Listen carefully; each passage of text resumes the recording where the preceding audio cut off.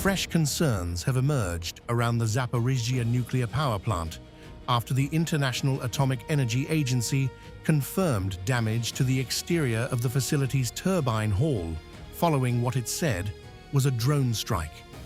During an inspection, IAEA experts found a deformed metal hatch, debris, and charred fragments of fiber-optic cable, noting that the damage was consistent with a drone attack.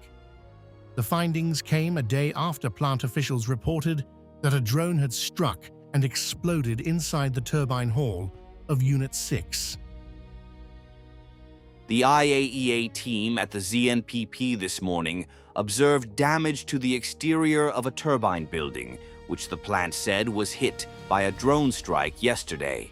During a site walk down, the team saw damage to a metal access hatch located several levels up in the building, as well as a few pieces of debris and burned optical fiber remains on the ground. The team's observations are consistent with the impact of a drone. The IAEA has also requested access to the inside of the building, noting that it is located immediately next to Reactor Unit 6 for further examination. According to the plant administration, no one was injured in the strike, no critical systems were damaged, and radiation levels remained normal.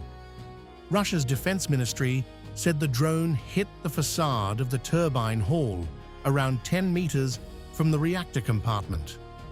Rosatom chief Alexei Likhachov claimed the drone was guided through a fiber-optic communication channel, arguing that the attack appeared to be a deliberate strike on the nuclear facility. The incident has renewed international concerns over the safety of Europe's largest nuclear power plant amid the ongoing conflict. A high-stakes escalation near critical nuclear infrastructure. As per reported details, a fiber-optic guided drone struck the turbine hall of Unit 6 at the Zaporizhzhia Nuclear Power Plant, Europe's largest. Russian state nuclear agency Rosatom says the impact tore a hole into the structure, but crucially, no core equipment was damaged and radiation levels remain normal. The use of fiber-optic control, officials claim, indicates precision targeting rather than an accidental strike. The entire international community can be congratulated, so to speak, as this is the first targeted attack on a nuclear power plant's core equipment, with a through-and-through explosion and damage to the turbine building. Rosatom chief Alexei Likhachov has issued a stark warning, calling the strike a crossing of not just red lines, but boundaries of common sense.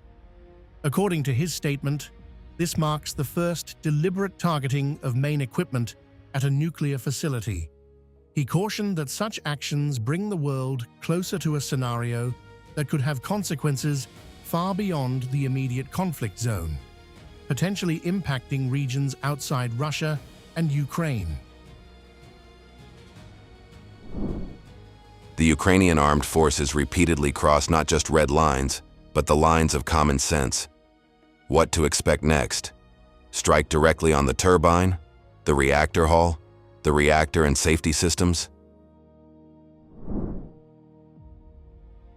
Ukrainian authorities, however, have strongly denied responsibility.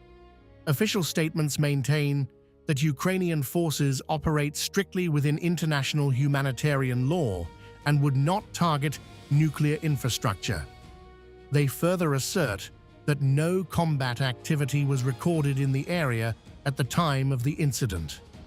This sharp divergence in narratives adds another layer of tension to an already volatile battlefield surrounding the plant.